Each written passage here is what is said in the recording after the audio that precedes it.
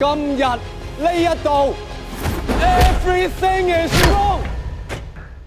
毒舌大狀關鍵謎題，兩盅清水竟然可以成為一名受害女童嘅致命殺人武器。究竟飲咗兩盅清水係咪足以可以致命呢？本集將會揭開電影入邊嘅餵水殺人事件之謎。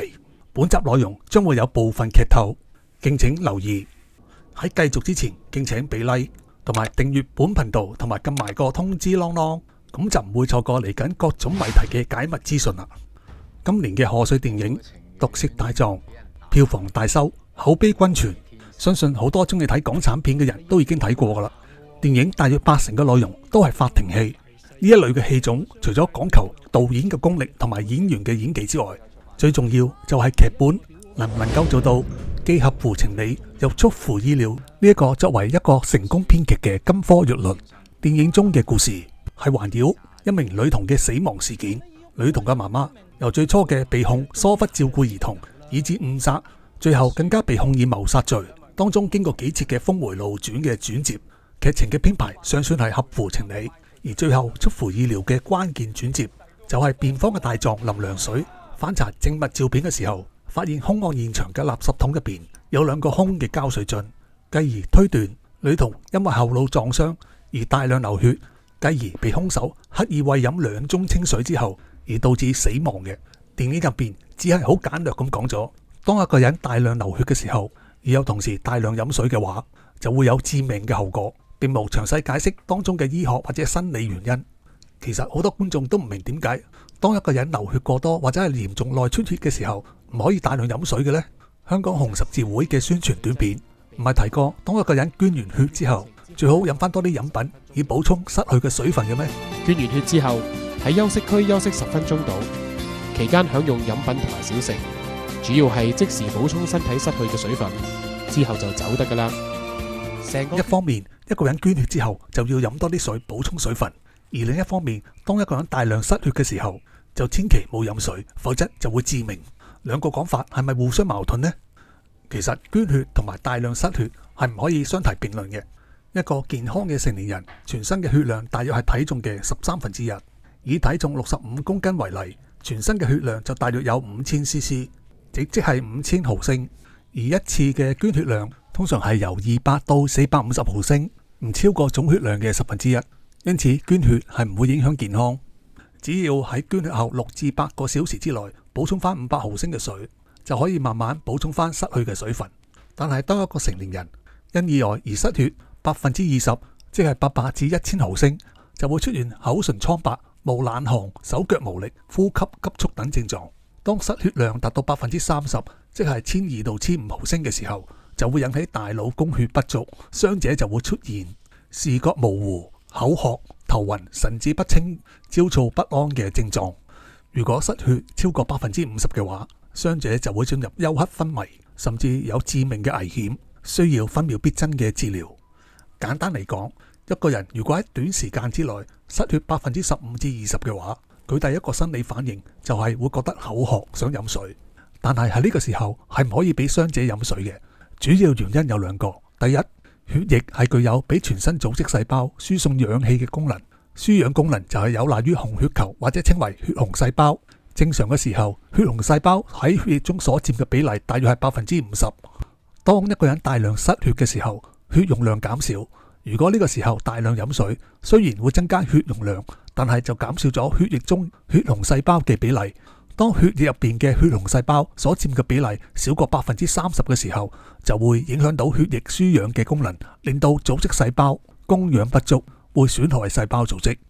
第二個原因就係大量飲水會稀釋血液入邊嘅電解質，令到血液嘅滲透壓降低。當滲透壓細過每升280毫摩爾嘅時候，就會形成低滲性脫水。喺呢個時候，由於組織細胞入邊嘅滲透壓較高，就會令水分向組織細胞入邊滲透，令到組織細胞腫脹甚至破裂，會對一啲器官造成不可挽回嘅創傷，對腦細胞嘅損傷尤其嚴重。其實當一個人失血過多嘅時候，係應該及時補充血容量嘅，但係就唔可以用飲清水嘅方式。喺臨床醫學上，一般就係向傷者輸入生理鹽水或者係輸血，嚟補充血紅細胞，提高輸氧嘅能力。如果傷者係好口渴嘅話，只可以用啲棉花球濕一濕水，俾佢滋潤下嘴唇，以減輕佢口渴嘅感覺。因此，如果遇到大量失血嘅傷者，千祈唔好俾傷者飲水，最緊要打999，等救護車人員嚟進行急救。毒舌大狀電影入邊就頗為巧妙咁樣利用咗呢一個唔係好多人知嘅急救知識，去製造呢一宗餵水殺人事件，都算係做到最後出人意表嘅關鍵效果。事件入邊嘅死者大約係一名7歲嘅小女孩 Elsa， 佢嘅身體總血量比成人總血量會少好多，大約係2公升，即係2000毫升。佢俾人推倒，後腦撞到櫃角而大量出血。身為醫生嘅兇手，為咗唔想 Elsa 清醒之後講出真相，就將2盅清水餵俾 Elsa 飲。小女孩 Elsa 被送院昏迷一段時間之後就死亡。當然佢嘅死亡原因係同佢後腦受重創有好大關係，但佢受創之後被灌飲2盅清水，令佢體內嘅血液喺短時間之內被稀釋，亦都會令到佢嘅腦細胞受創，進入昏迷，甚至造成死亡嘅其中一個原因。電影入邊嘅大狀林良水就係靠住一啲蛛絲馬跡，以推理小說嘅方式揭露咗真相。當然要挑剔劇本嘅話，可以話女孩嘅屍體喺驗屍嘅時候，應該都會驗得出佢嘅血液有大量不尋常嘅水分。不過既然設定兇手嘅背景係嚟自一個幾乎可以隻手遮天嘅權貴家族，驗屍報告呢一點亦都可以被人忽略，甚至係被修改。整體而言，毒舌大狀嘅劇情的確係做到合乎情理，而又出人意料嘅效果。因此電影嘅成功喺編劇方面係功不可沒。因為揸電單車發生意外被捲入車底，佢起初可以自己爬翻出嚟，身體亦都冇表面傷痕，冇流血。起初以為冇事，執翻身彩，但係開始語無倫次，而且仲話好口渴水嘅話，亦都會造成頭先所講嘅低滲性脫水嘅效果，輕則加重傷勢，重則導致死亡。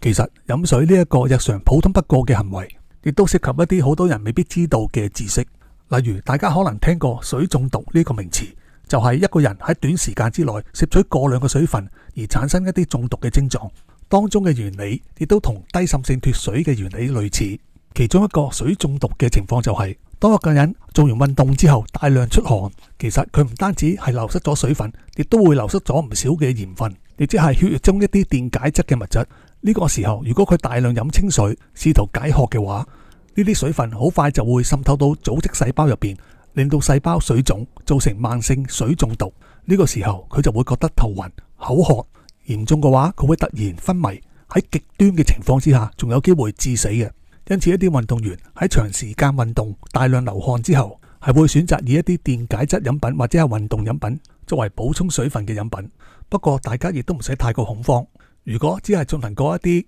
短時間嘅普通運動，飲一般嘅清水亦都可以達到補充水分嘅解渴效果。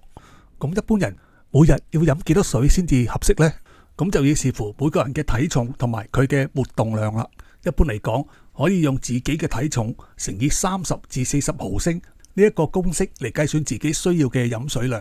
以文職人員計算，一位50公斤嘅女士，佢每日嘅飲水量就需要1500毫升，即係大約6杯嘅水；而一位70公斤嘅男士，佢每日嘅飲水量就需要係2100毫升，大約係8杯多啲嘅水量。但係從事體力活動嘅人士，每日就需要飲多2-3杯嘅水啦。而一啲從事高強度運動嘅人，每日飲水上限唔超過3500毫升，原則上都唔會有水中毒嘅風險。當然亦都會視乎個人嘅飲食習慣而定，包括佢日常嘅湯水、奶茶、咖啡、汽水等其他飲品，亦都會補充咗一定嘅水分噶啦。一般都市人因為工作忙碌，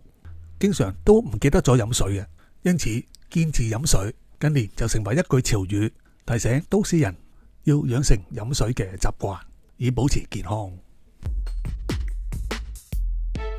禪飛解密 Patreon 之後台開咪，